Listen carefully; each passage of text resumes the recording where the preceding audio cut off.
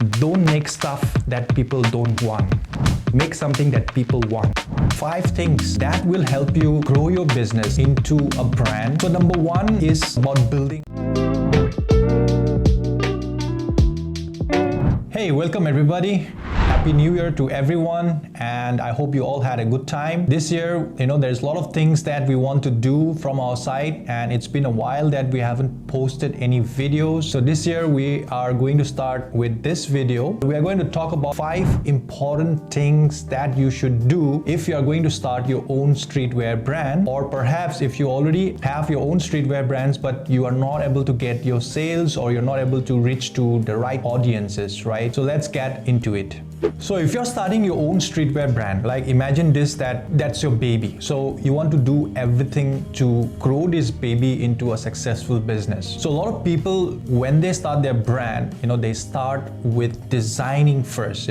That's the approach that many people have it. And I've seen that many of my students also, they do the same thing. That is not wrong. I would never say that is wrong, that is right. But there is a way to build a company, a brand. In this video, we are going to talk about 5 things that will help you grow your business into a brand, and you can market it in that way. So number 1 is about building a community. Number 2 is about telling your story to this community so that you can connect with them. Number 3 is the business model. This is where many people suffer. Many brands, they just run out of cash. They're not able to support, forget about the company, but even themselves. This is where they suffered a lot. And then we have got a branding, and then you have got in-house printing. So let me get back to the community. What I mean by community, I'm sure a lot of people must have heard about people talking about community, right? If you're starting a brand, you should go and build a community, this and that, but nobody tells you how to do it, right? So let's take an example of Nike, right? So when they started, they were focused in people, colleges running into providing good shoes for running, right? Athletic sports, you can say. So that's what they targeted it, and from there they exploited the things and they went into mainstream other sports as well. But the DNA of Nike always has been that if you just look at it, they are into sports and they sponsor one of the best athletes in the world to inspire you. Even though if you don't have any, or if you don't play any sports, they inspire you to buy their stuff, right? There's so many things going on. So that is what a target, right? So community is nothing but an audience. Your audience, your target market. You can start with small things. Maybe it can be a niche market. Let's say you want to, you are into this community of painting probably, right? Or maybe, anything, any topic, for general purpose, I would say that, let's take an example of music, right? Music has so many communities, from rock to ballad to, pop to hip hop to so many things. So you, as a person, you have to be passionate about it. Let's say you are into hip hop. I am sure if you are into hip hop, you will know somebody who is into music, doing concerts and stuff like that. So you engage with them, you come up with this idea, see how the community is talking about the things, or dressing sense, how they dress themselves, how they style themselves, and what are the things they talk about within that community, right? So you have got a head start with that.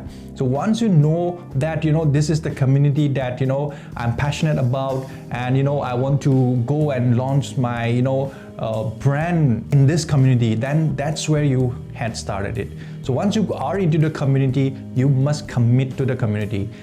There are so many brands, I would not mention the names, but they portray themselves to be a streetwear brand focusing on skateboarding, But skateboarding is a community where there are so many poses, right? Am I right? So do not pose to be something which you are not. So that's as simple as that.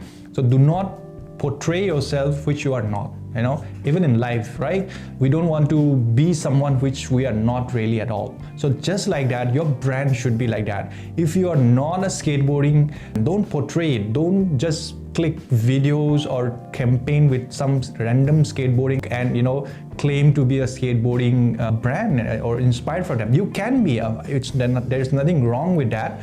But I would say that is a poser. There's a word in skateboarding community which we call that as poser. So you don't be a poser to any community.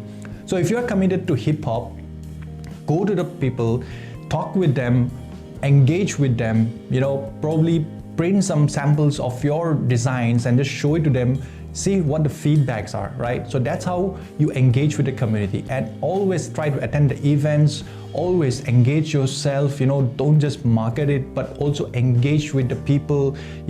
Probably you will get some influencers within the community who will like your stuff, and that's how word of mouth goes, right? So after the community, right? So community is a big thing, right? So first you must think about your target, the audience, how big the audience is, how much you can scale in future. That's a very important thing. So community comes there. It's very important, right? And the story part, right? Second is the story. So how as a startup or how as a new brand, how you want to tell your story, right? You don't randomly go to a hip hop community and just say, hey, try my t-shirt, how you feel it, right?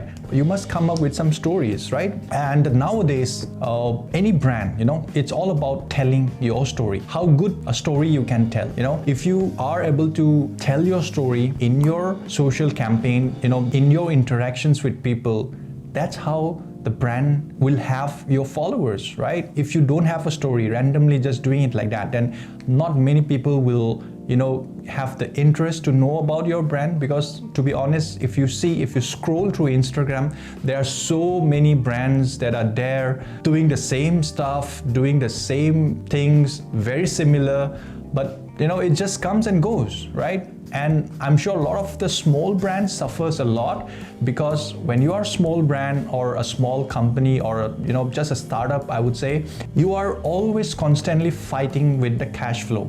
That means the capital, right? You're always fighting to get the next sales. You have done the good marketing campaign, but you're not getting sales. And in return, what happens is that it affects your flow of doing your business, right? So a lot of people come to YouTube to see how to grow my business overnight. It doesn't happen like that, right? If you see all the famous brands, they are not, they're not built overnight. It took time. It took effort. It took effort to build a community, make stuff for the community, right? So a lot of the small brands that I've seen, what they do is they quickly want to make money, right? They will buy blanks. They will just put random designs and just try to sell it for quick bucks. You can't build a brand like that. You have to be committed 24/7, right? You have to build for the community, not for yourself, right?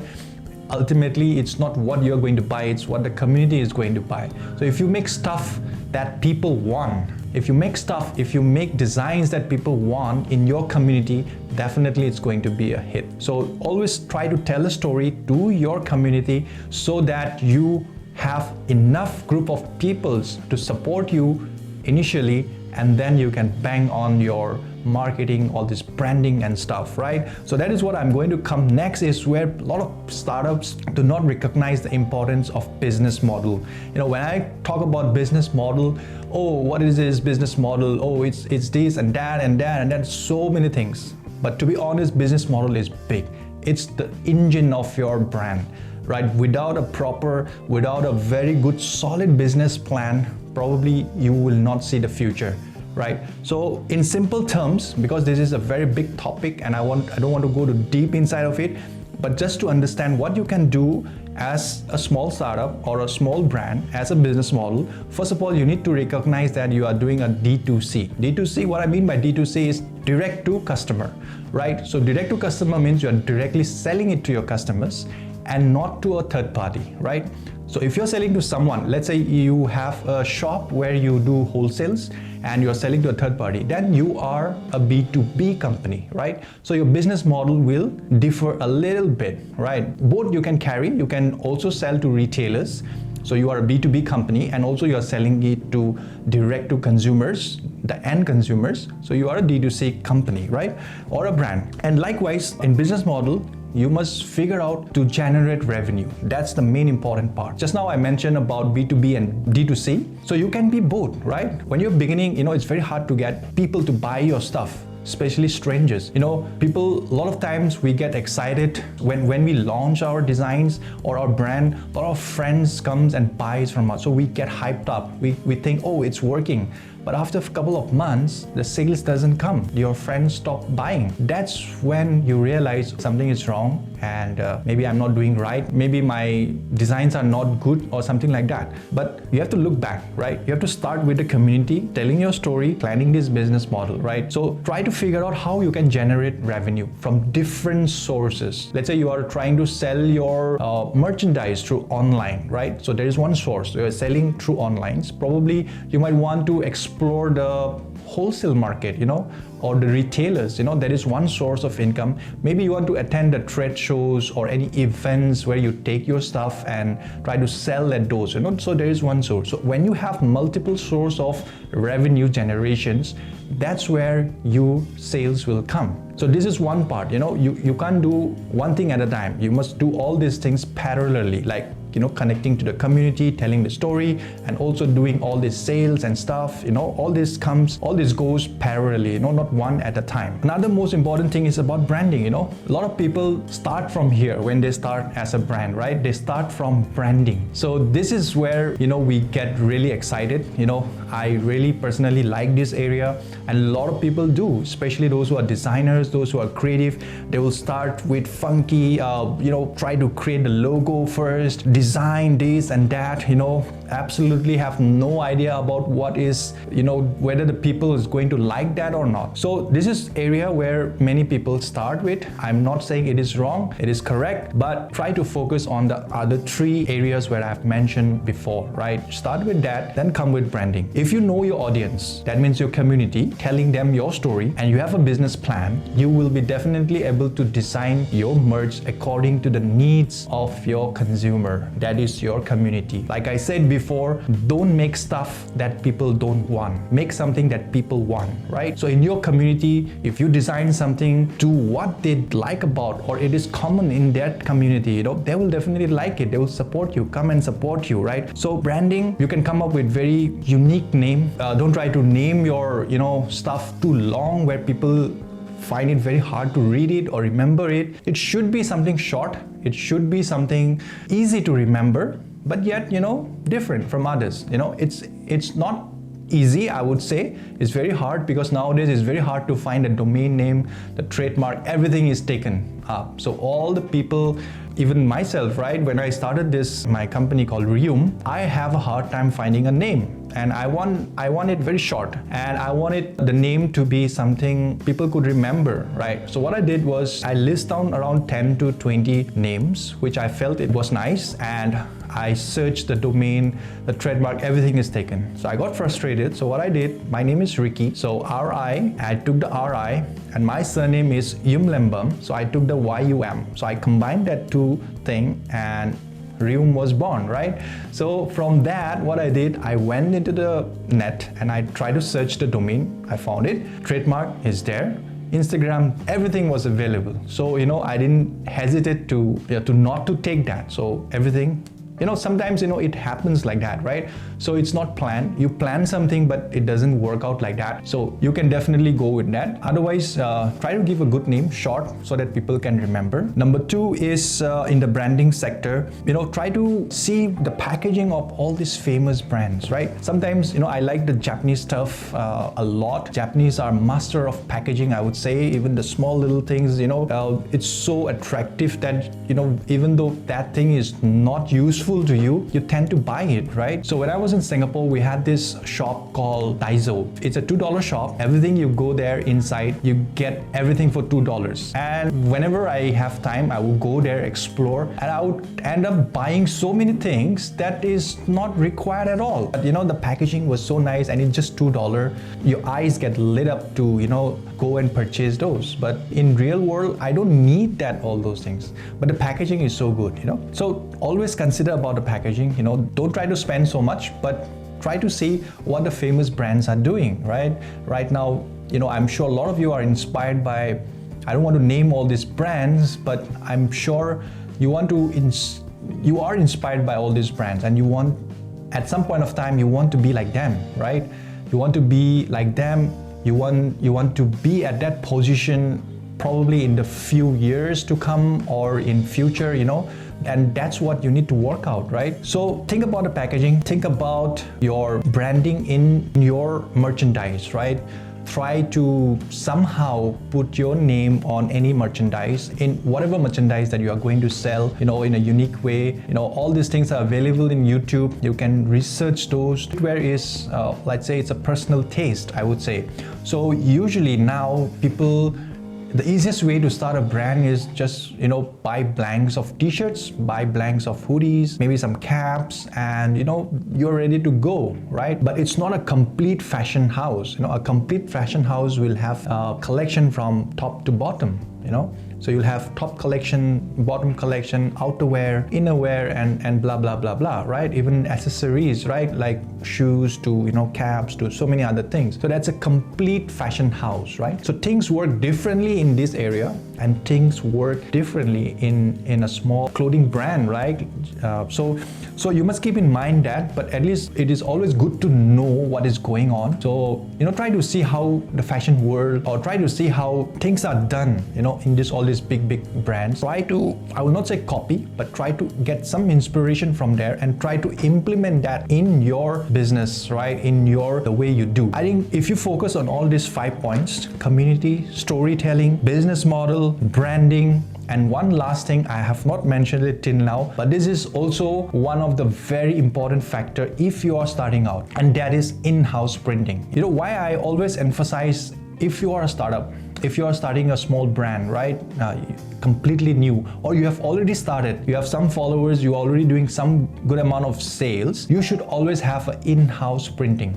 Doesn't matter whether it's DTF, whether it's screen printing, but I would definitely prefer you to go with screen printing, because you will have the freedom to do creative stuff with if you have in-house things, right? You can experiment your design before it is sent to the production, right? And you can control the entire workflow if you have your own in-house printing setup, right? And also when I mean by experiment, right? Let's say if right now you don't have an in-house printing, so you would definitely do outsourcing or drop shipping or something like that. You do not have personal connection with your clothes, I would say. Sometimes if you're doing drop shipping, sometimes even you don't know how the product your customers is receiving, how is the end product. Sometimes you can't tell. But when you do in-house printing, everything from printing to branding, everything you have the control. You can control the dead stock. Imagine you are ordering, let's say you have some blanks and you have 10 designs, right? And you want to launch that 10 designs this month. You've got so many merch. T-shirt. In t-shirt, you have got sizes. On top of that, you've got different colors. And then if you talk about hoodies and sweatshirts and stuff like that, same thing, right? You end up ordering about 50 items for each design, right? If you have 10, then imagine how much you are going to order that. And I'm sure not all of those get sold. You will never be able to sell all those merch when you order, it's already printed. So in those cases, we have a term called dead stock. So always be mindful of that dead stock. Whenever you do the pricing, always count the dead stock. If you are ordering from, if you outsource your printing or stuff like that. So dead stock is what kills a small brand. You end up ordering so much of stuff, or sometimes so little, that if you have an in-house printing, you don't have to worry about dead stock. Especially nowadays, everybody is doing online. You can sell online. Once the order comes, then you print. So you can only stock up the blanks and print it like print on demand, like yourself. You can print yourself as print on demand for your company, for your brand. So you will save a lot of stocks, and that will help you to grow as a brand. And there are so many things that you can do with that. And finally, you can control the cost. I'm sure if you outsource, the pricing will be different, and if you print yourself, it will be definitely different. That's universal. So invest in your time to learn the skills. If you want your brand to be only screen printed, learn that stuff. You just try to see how that things work.